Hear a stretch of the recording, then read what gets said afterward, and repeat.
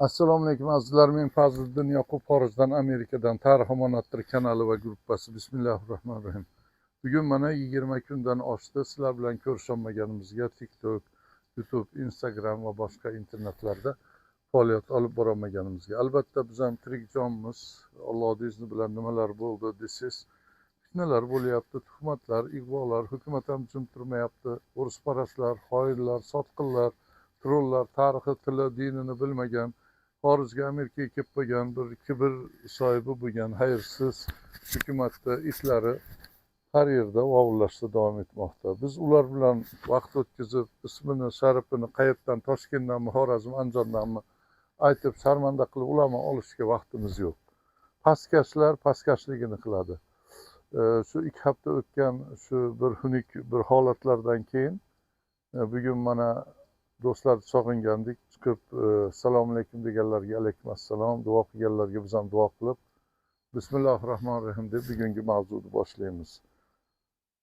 Amerikada yana bir hamyurtimiz avtohalokat bilan o'zini jonini topshirdi, oxiratga ravona bo'ldi. Bu falokat minglab, yuz minglab xorijlarda yurgan hamyurtlarimizni, ayniqsa buni yaqinlari, do'stlari, tanishlari va boshqa bunga yaqin bo'lgan joydagi musulmonlarni juda ko'p hayajon bilan iztirobga keltirdi. Uzildik biz ham. 2 juma o'tgan bo'lsa, 3-jumaga qarab ketyapmiz. 3-juma kelmasdan turib mana bugun nasib qilibdi. Ismi Nodirxon, Namanganni Kosonidan ekan. Kelganiga 3 yil ham bo'lmagan ekan. Meksika orqada o'tib kelgan, har kuni 500-600 odamlar o'tayotgan bo'lsa, Amerikaga intilib kelayotgan bo'lsa, shularda 300 va undan ortiq o'zbeklar ekan hozirgi bizdagi oxirgi ma'lumot. Shunday bo'lib turgan bir holatda kelib, hujjatlarni tayyorlab, akasini qarzini berib, ota-onasi, xotin bola chaqasi, oilasi, qishlog'i boshqalariga xizmat qilish uchun, tirikchiligini o'nglash uchun yaxshi niyatda kelgan bir hamyurtimiz. Bilasizlar, bu narsalarni izohlashga hojat yo'q. Vatandagi holat hammasini bilasizlar. Nodirxon Amerikaning Jorjiya shahrida 2 hafta burun chorshanba kuni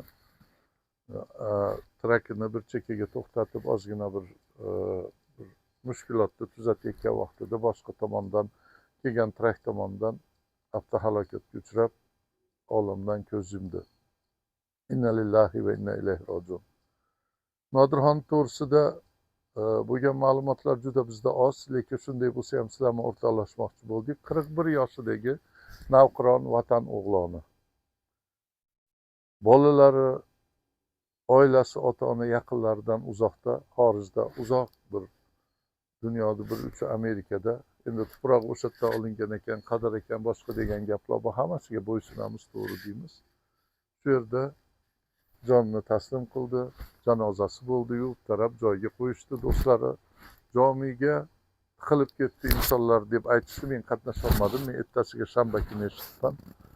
Nasib janozasida bo'lganimizda o'sha yerdagi kelganlarni janoza boshqasini ham videoga olib, ularni ruxsati bilan albatta shu yaqinlari ko'rsin, vatanda kelolmaganlar shu janoza marosimini qancha insonlar ehtirom qilib kelib duo qilganlarini, chiroyli musulmoncha yuvib tarab kafanlarman chiroyli musulmon qabristoniga qo'yilgan deb orzu qiluvdik, bo'lmay qoldi. Akasi bilan ziyoratga borib bir ta'ziya bildirish bilan birga ruxsat oldik, bu narsani yoritamiz deb. Bu faqat sizlarni oilalarni fojialar emas, bu butun o'zbek xalqini, o'zbekistonliklar, turkistonliklarni fojiasi dedik. Yaxshi akajon dedi. Demak, bu yigitni bu yerga kelib, vatandan ayrilib, shunday holatlarga tushishiga kim sababchi? Har bir narsani sababi bor. Vatanda zulm saltanati bo'lmasa, poraxo'rlar, korrupsiya, xayrsizlar, urushparast, xoinlar, dinimizga, tariximizga, tilimizga tupurgan, yerosti ustiga boyliklarimizni sotib, cho'ntagini to'ldirib, oilaviy diktatura qurib olgan mansabparast, manqurt, sharafsizlar, dayuslar bo'lmasa, xalqimiz xorijlarda darbadar bo'lib, vatangado bo'lib yurib turmasdi. Azizlar, shu qisqacha chiqish qilishimiz bilan birga albatta kuz keldi. Mana daraxtlar Amerikada juda erta sentyabrda oxiridan balkim tashlab oktyabrda tashlab bo'ladi, noyabrda yashillik qolmaydi. Shunday bo'lib turgan mintaqadamiz. Havo chiroyli. Ertaman bomdod namozidan keyin chiqishni boshladik. Bugun haftaning boshi dushanba kuni. Azizlar, gapiradigan gaplar takrorlandi, gapirilyapti. Vatan ichida ham, xorijda ham gapirilyapti. Hukumatlar. Nodirbekni qabriga borib bir bo'sh vaqtda ziyorat qilamiz. Balki imkon bo'lsa video ham qilarmiz. Akron degan shaharda, Cuyahoga Falls, Ohioda. O'sha yerda musulmon qabristoniga qo'yilganini aytdik. Do'stlari, hamyurtlari, trakchilar, boshqalar kelib juda gavjum holatda janoza o'tganini aytdik. Ehtiromlar ko'rsatilib, duolar bo'lganini aytdik. Endi azizlar, yaqinlariga sabr tilaymiz, oilasi, bolalariga. Yaqindagina 15 yashar bolasi hofizi Qur'on bo'lgan ekan. Bu xabarni olib sevindik. Kimsaga ozor bermagan, chiroyli muomalada bo'lgan, shirin suxan, odoblik, ajoyib ibodatdagi xayrli musulmon inson edi deb do'stlari aytib berdi. Men o'zim ko'rmaganman, tanishmasman, balki ko'rishgandirmiz ham bilmayman. Lekin biz ham uzildik. Ha azizlar, o'rislar yurtida, Koreyada, xorijlarda, Amerika, Yevropa, boshqa yurtlarda bo'layotgan bunaqa holatlar ko'p. Yoritilmagani, eshitmagani sizlar qancha. Vatan ichida ham bor bundan battar og'ir fojialar. Kelinglar azizlar, Nodirxonni va o'tganlarimizni, xorijlarda o'tganlarni, vatan ichida mazlum bo'lib, zulmga uchrab o'tganlar duo qilaylik. Nodirxonni ham bu dunyoda ko'rolmagan, yaxshiliklarini erisholmagan, go'zalliklarni oxiratda Alloh subhanahu va taolo ko'rsatsin. Joylar jannat bo'lsin. Yaqinlariga sabri jamil tilaymiz. Shunday qilib bir-birimizni qadrimizga yetaylik. Xoin bo'lmaylik, troll bo'lmaylik. Iyak Karimov jallodni otam demaylik. Mirziyon oilaviy diktatura qurib olib xalqimizni oldayotgan soxtakorni tarafida turmaylik. Muhtaram demaylik, jonajon prezidentimiz demaylik. O'shalarni kasofatini orqasida shu yerlarda yuribmiz. O'shalar qilgan razillik, talon-taroj, qonunbuzarlik, mansabparastlik, o'zini o'ylab xalqimizga yolg'on gapirib qilayotgan yolg'on va'dalari bajarilmasdan sodda xalqimizni chalg'itib yana davron surishmoqda. Kechagina Birlashgan Millatlar Tashkilotiga kelib, mana shu kunlarda keldim Amerikaga. Chiqib u yerdan endi minbardan o'zbek xalqi, O'zbekiston nomidan ajoyib so'zlar aytadi. Aldanmanglar bu so'zlarga, boshqalarga. Nima uchun?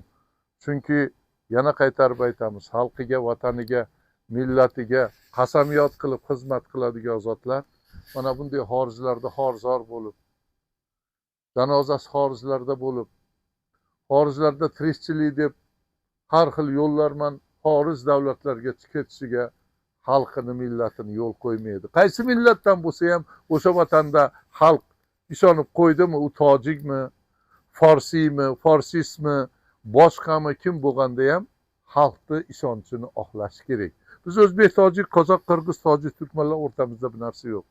Musulmonmiz, turkistonlimiz, qudandamiz, chiroyli yurib turib yashaydigan xayrli bir millatlar, mintaqalar bo'lganmiz. O'shanga qaytishimiz kerak. Meni ham kelinlarim har xil millatlar, bittasi tojik, bittasi qozoq, boshqa. Bizda unaqa ayirmachilik bo'lmagan, bo'lmaydi.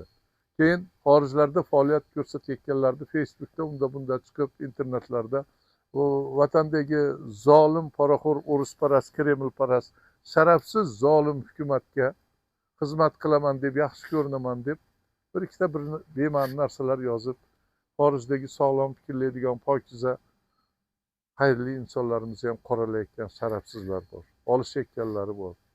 Ular bo'lmas gaplardi. U yuqsizlarga qaramanglar. Xorijlarda darbadar bo'lib yurgan musofirlarimizni duo qilinglar. Biz 20 million desak, undan ham oshiq ekan. O'zbeklarda o'zi, Turkistonlar 35 million ekan. Xorijlarda yurganlar. Amerikada 1 milliondan oshib ketibdi o'zbeklar. Endi norasmiy ma'lumotlarga ko'ra. Shunday bo'lib turgandan keyin nimaga vatanda tashabbus ketyapti, urush bo'lmasa ham? Nimaga xalqimiz indonmayapti? Nimaga qo'rquv saltanati o'rnatildi? Shunday aqlli bir dunyoga bir dars bera oladigan, hunari bilan, ilmi bilan yashashi, taqvosi, dini, boshqa bir xususiyatlari bilan iste'dodni ko'rsatadigan yoshlarimiz, insonlarimiz nimaga xorijlarda xorizor bo'lib ketyapti? Bu mavzularni ham hisobga olib duo qilinglar. Yana bir karra inna lillahi va inna ilayhi rojiun. Nodirxonni Alloh rahmatiga olsin. Xizmat qilib qatnashgan trakchi, kosonlik, vodiylik, o'zbekistonlik va boshqa yerlik hamyurtlar, do'stlarga tashakkurlar aytamiz. Alloh ajrlar bersin. Bir-birlarda bo'ladigan oqibat, yaxshiliklarda yordam so'raylik. Bir-birimizni ayb kamchiligimizni tuzatib, duo qilib, xayrli mavzularda birgalashib davom etaylik. Yaqinlariga ta'ziyalarimizni va sabri jamilni yana bir bor so'rab qolamiz. Assalomu alaykum va rahmatullohi va barakatuh. Fazliddin Yoqub xorijdan, Amerikadan, Tarix Omonatlar kanali va gruppasi.